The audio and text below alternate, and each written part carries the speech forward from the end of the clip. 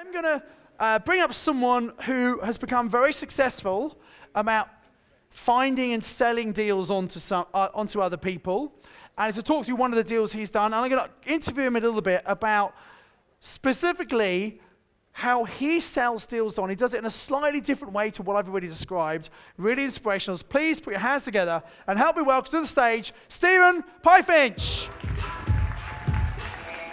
How you doing? Yeah, good, thank you. Good, excellent. Thank you so much. So Steve, tell us a little bit briefly about your background. What did you do before property? So been in IT, been an IT consultant for the best part of 20 years. Okay, and what was it attracted you to come into property? I used to get my pension statements every year and it never really looked that great. Right. Also, I used to watch a lot of TV and Sarah Beanie was on telly a lot. Yeah. So I had a bit of a thing for Sarah Beanie. Well, of course, yes.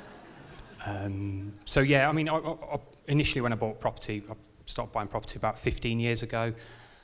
And back then you could buy a property and within a couple of years it went up in value. So yeah, it was easy, wasn't it? Yeah. You could buy anything and it would make money. Yeah. Those were the days, huh?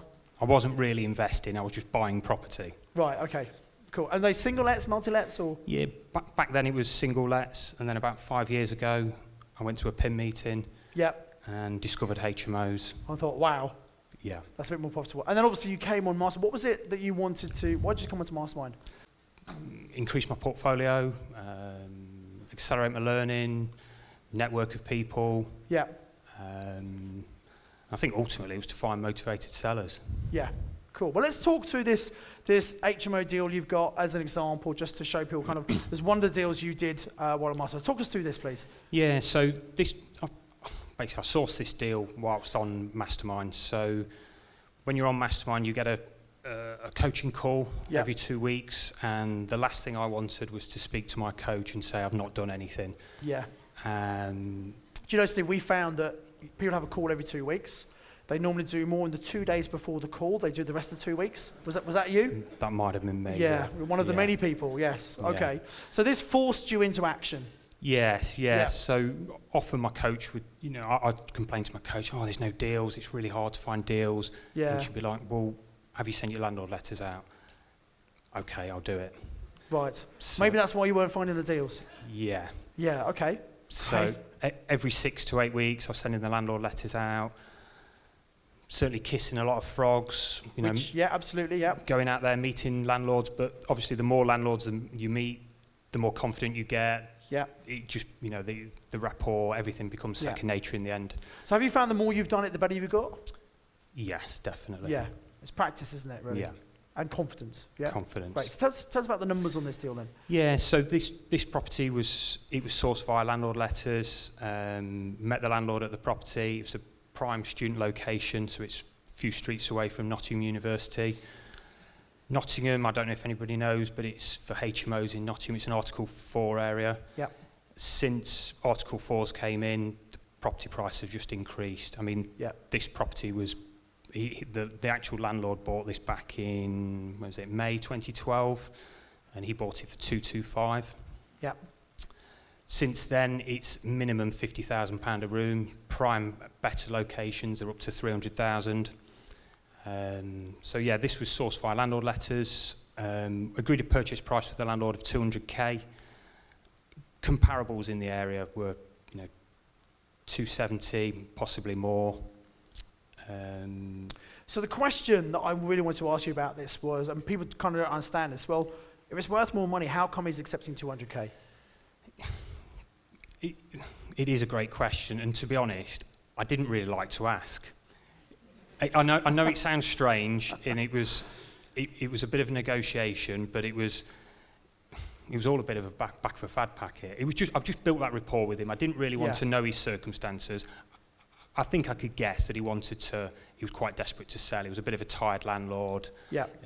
He'd responded to my landlord letter, which was, talking about tax and, the implications for landlords, etc. Yeah. So and the state of the property as well, it just needed that bit of TLC. He'd fell out of love with the whole landlord thing. Yeah. Okay. So, and that happens very often, doesn't it? Okay, yeah. Good. So that's pretty good. Talk us through some of the other numbers on this. Yeah, so like I say, he'd bought it back in 2012 for 225. I'd paid 200 for it. Which many people here wouldn't think would be possible, but it is, and that's why we've got this great case study. Yeah. And that's why I showed the land registry prices on this. Yeah. The refurb, I mean, it's just been finished recently. Although I'd agreed to buy this back in whilst I was on Mastermind, the actual sale didn't go through until December last year. Right. This was because the landlord had a HMO license, but he hadn't got planning. Right, okay. So I didn't want to be responsible for applying for the planning. I let the landlord do that. Yeah. So we just, the sale obviously didn't. Was that one of the reasons he was selling, do you think? Potentially. I think sometimes you have landlords who have bought something, they don't really know what they're doing because they've never thought you need to educate themselves, and they just buy a property, and they've made mistakes, sometimes expensive mistakes, sometimes things that they don't want the hassle of fixing, and they'd rather just sell it on to someone else so they just walk away from the problem, which may be the case. Who knows? Yeah. Okay, so it really is a light refurb. I mean, this is decorating throughout, carpets, and he actually left all the furniture as well, but we've just updated some of those. The rental income, I mean, it's a fantastic area. I've already let it to 5 students in September. Prior to that, we're just going to put it as serviced accommodation. Yep. So that's an important thing. With student years, they have a certain academic year, and now we're in just beginning of March, can you believe? And most students will have sorted out where they're going for the next academic year. So don't buy a student house in September thinking you're just in time for the academic year. You probably miss most of the students. But if you get it ready early, you can then do it short-term let, serviced accommodation or whatever, just to bring some great income in. Yeah. Yeah, that's the plan. Yeah. Great. So the plan is with this, I'm obviously going to wait 6 months. Plan to refinance. Yep. At 75%, I'll get my deposit out. Yep. If I want to refinance for 80%, I'll get my deposit out and a bit more. Yeah, great. But as a result, I'm leaving 13.5k in, which over the course of less than a year, ROI will be infinite. Yeah, fantastic. Get all the money back in a year, which is great. Excellent. Happy with this deal? Very happy, yeah. And also, one of the things that you say is ask the landlord, I think you've mentioned it already this morning, has he got any other properties? And as a result, he has got another property and he's agreed to sell me another one. Fantastic. Similar kind of price, maybe? Slightly less price, but more creative terms. So this one's on a exchange delay completion. Yeah. I'm paying him a rent each month, which will actually come off the purchase price. Great. So by the time I come to buy it, there'll be very little money in. Yeah, fantastic. Good. Great. Let's give them a round of applause for those, yeah? Great. Great to do to a case. I mean, it's always good to look at deals, and this is a great example because this was, a motivated seller, buy for less than he bought it for, which is pretty good. Talk more about your sourcing that you're now doing and how you set that up and the way you're selling, because you're sourcing 2 to 3 deals a month? Yeah, on average. Okay. And tell us how, because you're selling a few to other people, but you've got another creative way of selling, haven't you? I don't know if I'm giving all your secrets away, Simon, but on Mastermind, there's one of the sessions where Simon will say, go and speak to sources or those that advertise on the internet, We Buy Any House, those type of people, and ask them what they do with the junk leads. Yeah. Now, I spent all afternoon ringing these people up, and most of them were pretty much, we'll put you on the list, Steve, call me back. Yeah. But I actually got in touch with one guy who lives fairly close to me, who's been sourcing property, and he said, that's interesting about junk leads. Why don't you come into the office, we'll have a chat. And so anyway, I did, and I never really left his office since. Okay, so you're working together, and you partnership. Yeah. Tell me about the last deal you did as an example, and then how did you find it, and how did you sell it? Okay, so there's various ways we're finding deals. There's my partner's very good at the internet side of things, Google AdWords, etc. Yep. We find deals via Zoopla, Tempt Me, or when a property's been on the market for more than 3 months, we contact the owners. So this particular deal came in via our website. It was this is the last deal we did actually, which went in the auction last week. It was just a warehouse in St Helens. We'd not even visited the property or the warehouse. We agreed an option price of 62,000. So typically what we'll do, when we speak to the vendor, we're asking for a lockout agreement. In effect, it's an option agreement. Yeah. So our or their solicitor on our behalf will contact them and give them the option agreement. Yep. Agreed it for 62,000, and it went in the auction. It sold for 80,000. Okay, so minus costs, probably about 15, 16 grand profit? Yeah, well, I think that actually on that one, the vendors paid all the They pay all legals. the costs. Yeah. Oh, even better. Yeah. Always read the special conditions when you buy an auction, because often they put things like, you've got to pay all the costs. Yeah. Yeah, okay. So that's what's saying. How quick was it from finding that to, because the great thing about an auction, when the hammer goes down, 28 days and it's all done. So how long between you finding it and selling it? Less than 2 months. 2 months, and you just made 18 grand. Yeah. And that's one of the deals you've done this month. Yeah. Well, last month. Yeah, that's not bad, is it? Yeah. Yeah, okay. Does it beat IT? Just a tad. What tips would you give people who want to become, because you now have a professional sourcing business, what tips would you give people who want to source deals? Other than what we've already said, or anything you'd reinforce you think was... Yeah, you can source deals remotely.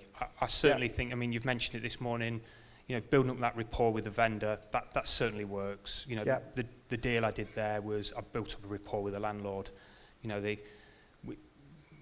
Although we're getting leads coming in via our websites or the marketing we're doing, we are setting ourselves apart. We're not that We Buy Any House on the internet who, just some call centre. They don't really understand property. No. We like to think we know a little bit about property. And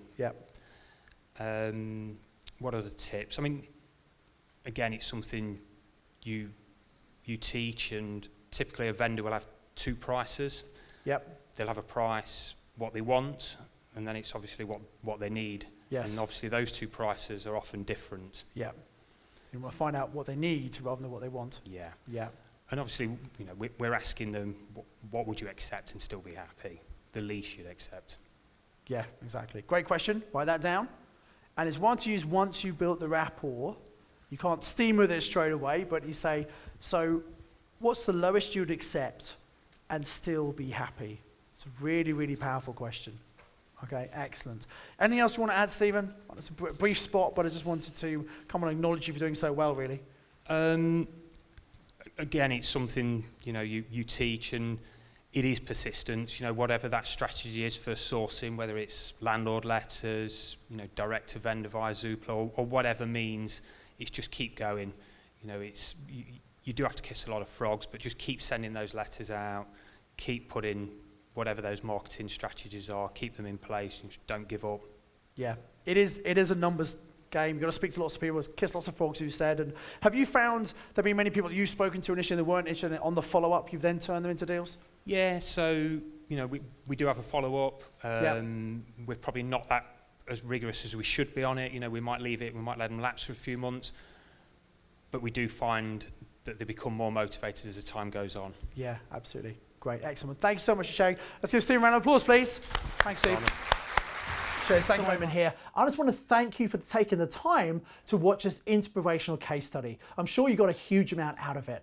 And if you want to learn more about how you can use this incredible strategy, I've prepared 2-hour on-demand online training for you completely free of charge, teach you what you need to know to be a successful HMO investor and landlord. All you have to do is look in the description below this video, click on the link and register to get access to that free training. I suggest you do it right now.